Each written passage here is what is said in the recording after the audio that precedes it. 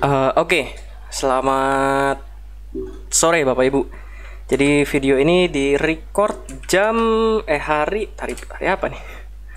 Video ini di-record hari Senin 25 Januari 2021. Kurang lebih hampir jam 8 malam, 7.40. Jadi di sini saya sesuai janji saya akan membahas mengenai BPJS Ketenagakerjaan. Jadi kemarin ada berita, kurang lebih seminggu lalu kayak ada berita bahwa BPJS Ketenagakerjaan diduga ada korupsi dalam pengelolaan dana investasinya. Ada pengelolaan dana investasi dan muncul berita-berita kekhawatiran segala macam di grup pada khawatir dan tentu saja ketika IHSG turun, analis atau investor retail, bukan analis tapi investor retail pasti mencari jawaban kenapa turun. Dan yang paling hangat ya BPJS. Jadi semua mengkaitkan ISG turun karena BPJS Ketenagakerjaan, ISG turun karena BPJS Ketenagakerjaan. Sebelumnya karena ada yang bilang karena for sale. Termasuk saya yang cukup percaya itu karena for sale. Tapi masih turun juga, oh ini sih imbasnya BPJS Ketenagakerjaan. Nah, benarkah terlibat, dan kalau memang benarkah terlibat, itu yang akan dijawab kali ini adalah benarkah terlibat, itu yang pertama. Dan yang kedua adalah gimana nih view IHSG. Nah, jadi disclaimer dulu seperti biasa bahwa di sini di konten ini tidak ada rekomendasi apapun. Jadi kalau ada analisa saham nanti itu semua hanya bersifat pandangan semata ya, teman-teman bisa baca sendiri terkait disclaimernya seperti disclaimer pada umumnya. Dan ketiga, semua nanti saya ada lampirin data portofolio BPJS itu semuanya adalah berdasarkan laporan tahunan BPJS Ketenagakerjaan tahun 2018.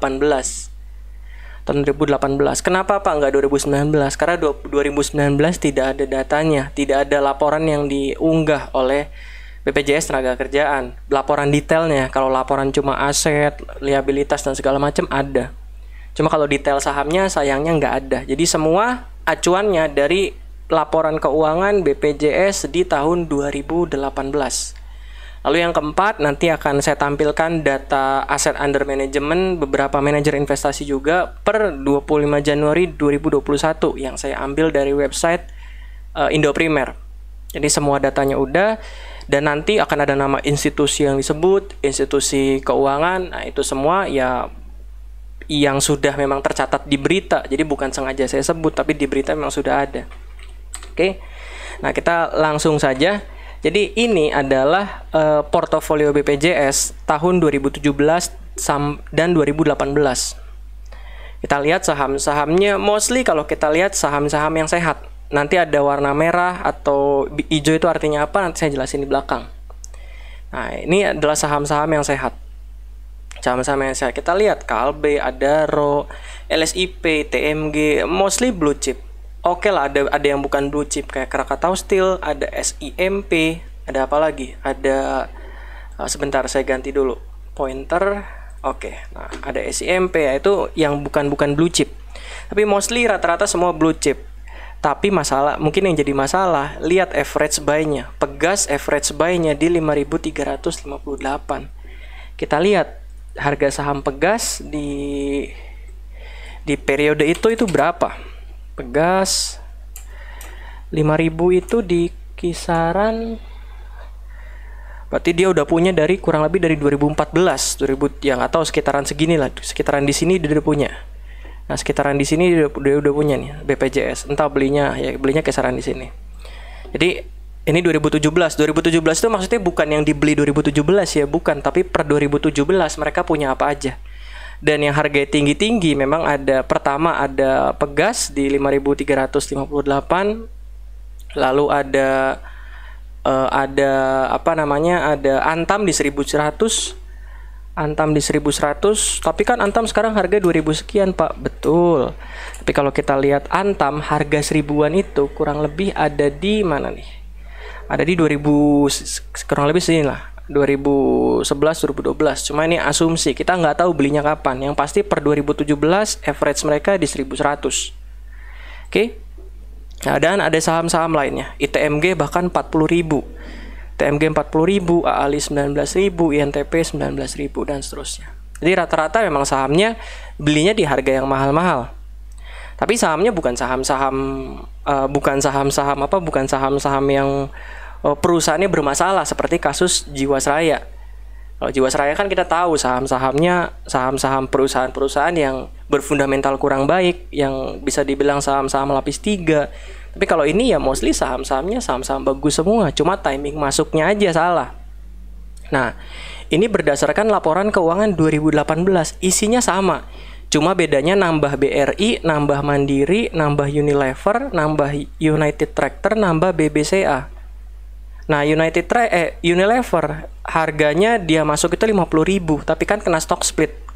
Stock split 1:5, jadi udah saya stock splitin, jadi kurang lebih BPJS ada di average 10.600. Nah, sementara yang merah ini yang pertambahannya dari tahun 2017 ke 18 signifikan. Nah, ini rekapnya.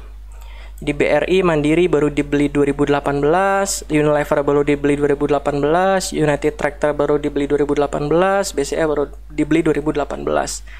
Dan di sini yang penambahannya signifikan itu ada di Telkom, ada di Bank BTN, ada di Jasa Marga, ada di Wika, ada di Indofood, ada di Astra, dan ada di ICBP. Yang penambahannya signifikan. Sementara PTBA berkurang. Adaro juga berkurang. Adaro berkurang. Jadi kelihatan di sini BPJS per 2018 mulai jualan saham-saham terkait komoditas. Nah, ini adalah performanya.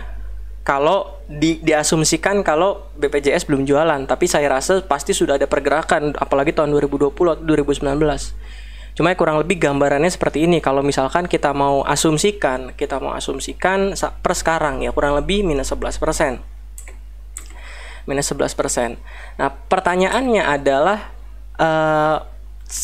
kalau dibilang, kan ada yang bilang BPJS ini akan seperti Jiwasraya kasusnya dan segala macam. Menurut saya enggak.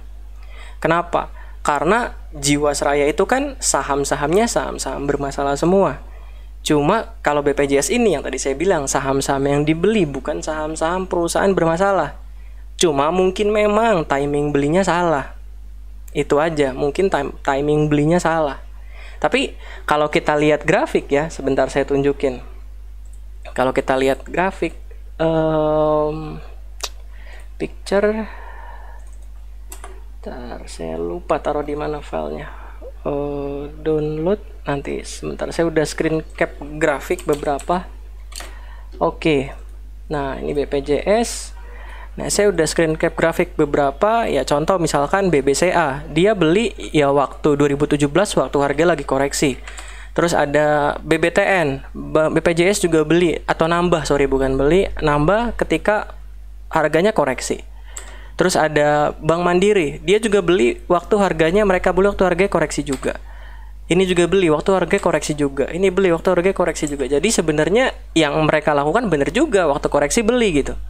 Cuma yang jadi masalah adalah itu merupakan periode awal penurunan market, dimana setelah 2019 market nggak terlalu oke, 2020 market kena COVID langsung crash. Jadi ya kurang lebih sama kayak kita lah nasib-nasibnya, yang beli-beli saham investasi tapi ternyata dibanting pas ada COVID. Nah, pertanyaannya adalah memang kalau investasinya negatif masa dibilang korupsi? Ya kan, masa kalau untung nggak korupsi, kalau turun baru diselidiki kenapa? Wah, dugaan korupsi, kan nggak seperti itu. Nah, terus kalau menurut saya gimana? Nah, kalau menurut saya cerita dulu. Jadi menurut saya, tapi ini nggak tahu, kita harus tunggu penjelasan resmi atau hasil penyidikan dari Kejagung. Cuma kalau menurut saya korupsinya bukan di saham-sahamnya, tapi lebih ke di organisasinya. Maksudnya seperti apa? Jadi seperti ini. Jadi sebuah perusahaan ketika dia mengelola sebuah dana investasi, ini koreksi kalau saya salah, itu biasanya mereka akan diversifikasi. Ke beberapa produk keuangan atau instrumen keuangan. Pertama deposito atau bond atau surat utang. Lalu mereka akan bagi ke saham, mereka akan masukkan juga ke reksadana.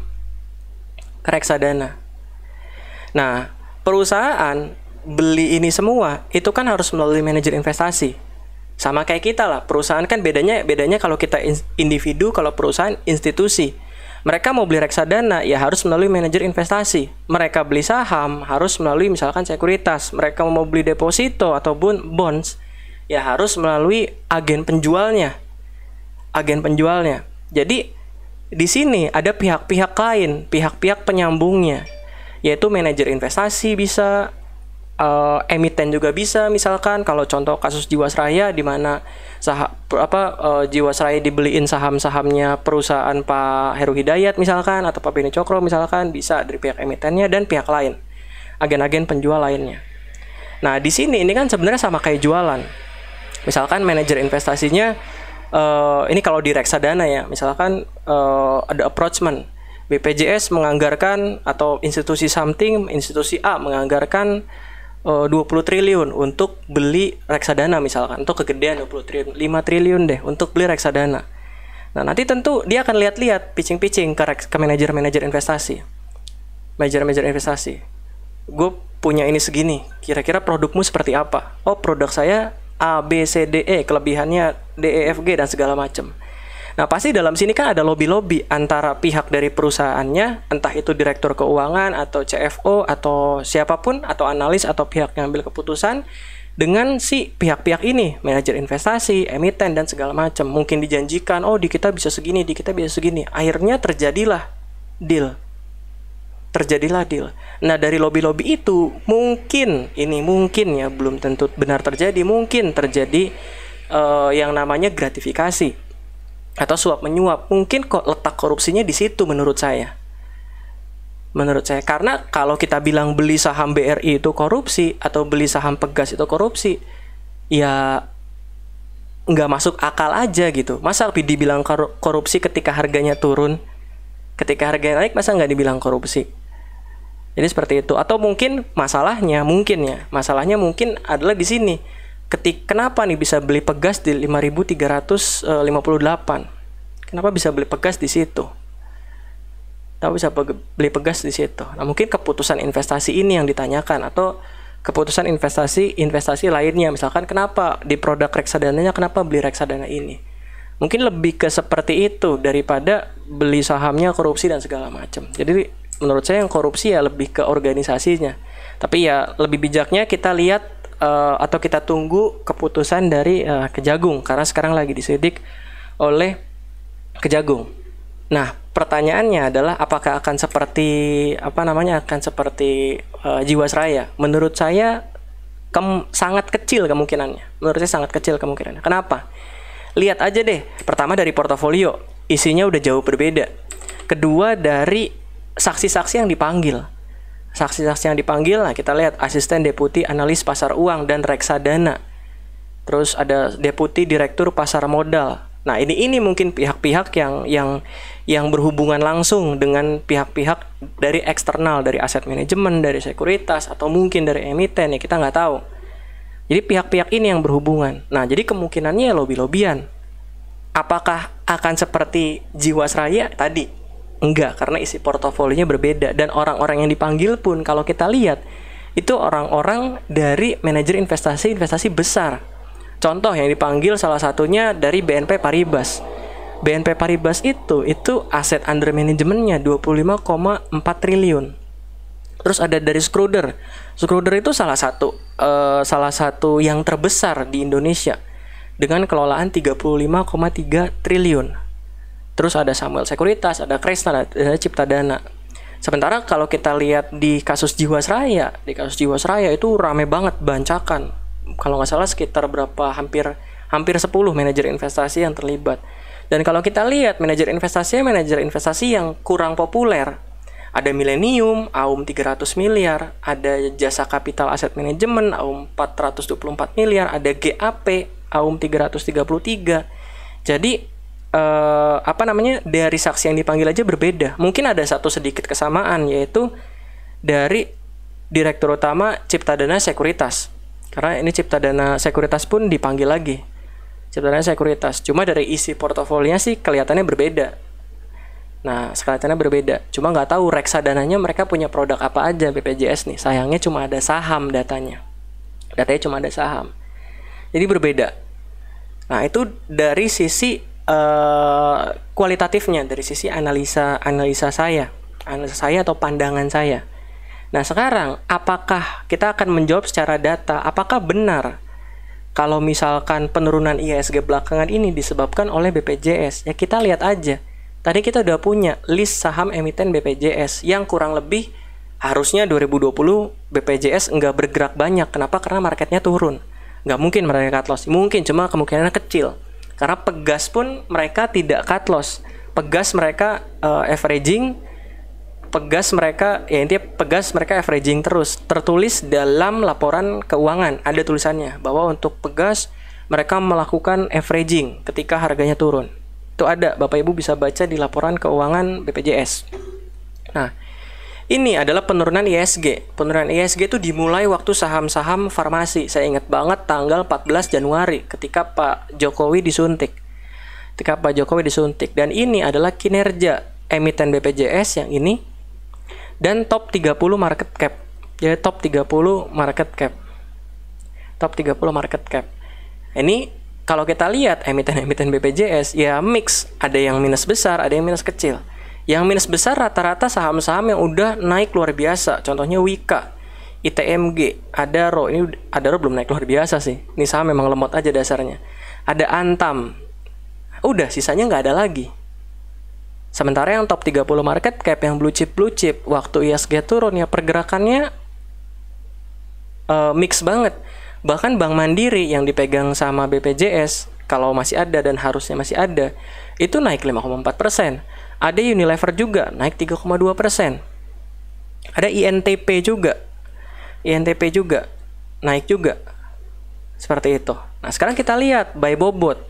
Ini berdasarkan 2018, ini adalah porsi saham Pegas itu paling gede di BPJS Ketenagakerjaan. Pegas paling gede 16,8%. Performance-nya waktu market turun ini 0,3%. Ada Unilever, porsinya kedua terbesar, naik 3,2%. Ada BRI, porsi ketiga terbesar, turun 0,2%. Ada Bank Mandiri, porsi 7,4%, naik 5,4%. Jadi asumsi-asumsinya itu tidak terpenuhi kalau dibilang karena BPJS. Kenapa? Karena saham BPJS mayoritas itu saham-saham blue chip, sementara saham-saham blue chip mayoritas tidak kemana-mana. Bahkan ada yang naik, ada yang turun pun ada. Cuma turunnya paling berapa persen? Contoh Astra 4%. Astra 4% pun karena baru hari ini turun 4%. 25 Januari hari ini turun 4%. Tapi yang lainnya ya rata-rata enggak terlalu signifikan, kecuali ya Wika kan saham populer. PTBA juga udah naik luar biasa. Tins naik luar biasa tapi malah positif. Adaro, ini saham lemot yang tadi saya bilang. Jadi kalau menurut saya pribadi, sekali lagi saya cukup yakin bahwa IHSG bukan kena imbas BPJS. Jadi bukan karena BPJS Ketenagakerjaan yang sedang kasusnya yang sedang ramai atau diperbincangkan itu, bukan. Terus karena apa? Kalau menurut, nah ini sebelum kita bahas karena apa, ini Bapak Ibu bisa lihat. Ini adalah pergerakan saham-saham populer minus BBKP. Saya lupa nambahin BBKP. Ini ITMG nggak terlalu populer sebenarnya. Nah, BBKP, nah ini adalah pergerakannya dari 1 Desember ke 13 Januari 2021. Jadi kurang lebih sebulan setengah, atau secara hari bursa mungkin sebulan karena Desember libur beberapa hari. Itu IRA naik 269%, Agro naik 194%, Antam 172%, dan seterusnya. Sementara saham-saham ini top 30 market cap, nah Adaro naik 9%, Astra 27%, BCA 14,7%, BNI, dan seterusnya. MSP, ICBP, dan segala macam. Nah, sementara kalau kita tarik 1 Desember sampai hari ini, atau kalau di grafik IHSG ya dari sini sampai sini, sampai habis periode hijau ini, IRA secara overall masih profit 156% kok. Agro overall masih profit 150% kok. Antam overall masih profit 126% kok, dan seterusnya. Sementara saham-saham top 30 market cap ya seperti ini, kurang lebih seperti ini pergerakannya. Jadi nggak kemana-mana, kalau kita lihat nggak kemana-mana, perbedaan presentasinya nggak jauh-jauh amat, paling jauh berapa nih, beda 9% atau BRPT nih yang cukup volatile. Rata-rata perbedaannya nggak signifikan, berbeda sama ini bisa turun 100%, 40%, 50%, 60%, dan seterusnya. Nah, terus kenapa? Alasannya Pak Frans. Kalau menurut saya, ini cuma mekanisme pasar. Mekanisme pasar untuk apa? Mekanisme pasar yang memang natural cara market untuk mencari keseimbangannya. Keseimbangan gimana Pak? Ya blue chip naiknya nggak terlalu signifikan, tapi saham-saham second liner naiknya ratusan persen, kita lihat di sini. Ratusan persen. Bahkan ada BBKP yang naik kayak ratusan persen juga, sama, itu nggak saya masukin. Jadi cara market untuk mencari keseimbangannya, dan cara market untuk mengurangi kepemilikan investor retail pada saham-saham populer. Ini juga saya bahas tadi pagi di channel Telegram. Jadi ya penurunan ini ya kurang lebih saya bisa bilang mungkin masih koreksi wajar. Koreksi wajar dimana ini ya salah satu cara market nih untuk nyimbangin, untuk ngurangin porsi kepemilikan investor retail pada saham-saham populer. Buktinya kalau kita lihat saham-saham populer itu investor retailnya mostly banyak yang jualan. YPP, DNI, KK itu mostly pada jualan di saham-saham populer. Dan menariknya sekarang saham-saham second liner itu mulai masuk demand area. Contoh, misalkan kita buka grafik grafik Antam. Ini grafik Antam, demand areanya kurang lebih di sini. Terus ada apa lagi? Ada WSKT misalkan. WSKT masuk demand area di sini. Ada Wika masuk demand area di sini kurang lebih. Nah, kurang lebih di sini. Dikit lagi. Terus ada apa lagi? Ada BBKP. BBKP juga sama. Testing support masuk demand area di sini lagi. Terus ada apa lagi? Ada KF. KF juga sama. Situ satu demand area rebound. Nah, di sini ada lagi. Kurang lebih di sini. Enough juga sama. Nah, jadi menurut saya ini cara market aja untuk nyeimbangin porsi kepemilikan investor retail lah. Mungkin supaya enteng. Kalau menurut saya itu. Dan alasan itu ya diperkuat dengan asing yang kurang lebih tidak ngapa-ngapain, bahkan cenderung beli di IHSG, terutama di saham-saham blue chip. Yang kedua, pergerakan saham blue chip penopang IHSG itu mayoritas nggak kemana-mana. Jadi mayoritas ya di situ-situ aja. Kecuali Astra ya ada yang turun 4% hari ini. Tapi mostly ya di situ-situ aja. Cuma sama saham-saham second liner, rata-rata yang saya lihat ya kelihatannya memang market sengaja untuk mengusir investor retail.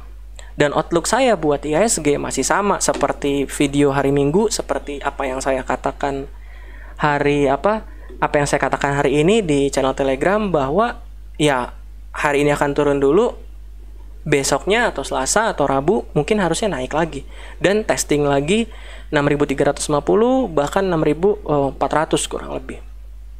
Jadi itu kalau dari saya. Jadi kesimpulannya bukan karena BPJS Ketenagakerjaan, tapi karena memang ya mekanisme market aja. Mekanisme market untuk mengusir investor retail, untuk mengejas aja. Itu menurut saya. Analisa saya bisa betul bisa salah. Ini pun analisa saya IHSG naik pun mungkin bisa salah. Tapi yang pasti ketika saya salah, saya nggak akan hapus postingan YouTube saya. Akan tetap ada, Bapak Ibu akan tetap bisa lihat. Dan saya pun akan ngaku kalau nanti saya salah. Yang pasti saya bisa salah karena saya analis, saya bukan komentator yang ketika naik baru ngomong atau ketika turun baru cerita. Ini analisa dari saya. Dan sekali lagi Bapak Ibu cari saham-saham, tetap saya selalu sarankan saham-saham yang masih diakumulasi oleh bandar, oleh market maker, oleh big money, seperti itu. Kenapa? Karena biasanya reboundnya lebih cepat. Yang pasti tadi contoh ya saham-saham farmasi udah mulai masuk demand area, saham konstruksi juga udah mulai masuk demand area, Antam pun udah mulai kena demand area, harusnya rebound dulu. Jadi ya itu, silakan dianalisa lagi, silakan dianalisa lagi, dibuka chartnya, Kalau memang Bapak Ibu belum nyaman untuk masuk, ya nggak apa-apa, karena trading yang bener ya trading yang nyaman. Mau tunggu situasi kondusif dulu ya silakan. Tapi kalau dari saya, justru penurunan ini harusnya jadi kesempatan untuk kita mulai belanja, mulai serok-serok lagi, seperti itu. Dan pastikan Bapak Ibu punya what if-nya. Saya juga punya what if-nya. Kalau ternyata saya salah, ya saya mungkin akan jual saham-saham saya. So far sampai sekarang saya belum jual saham-saham saya. Apakah rugi? Ya ada yang floating profit, ada yang floating loss. Cuma overall masih floating profit. Kenapa? Karena saya hold dari ada barang saya hold dari November, ada barang saya hold dari Desember. Jadi walaupun turun, ya ada yang turun sampai negatif, ada yang masih bertahan untuk profit, seperti itu. Dan Bapak Ibu tentu strateginya berbeda dengan saya. Gitu. Oke? Mungkin dari saya cukup, semoga bermanfaat. Mohon koreksi kalau dari penjelasan saya ada yang salah, ada yang keliru, atau ada yang kurang. Mungkin sampai di sini, semoga bermanfaat dan sampai jumpa di video selanjutnya. Selamat malam.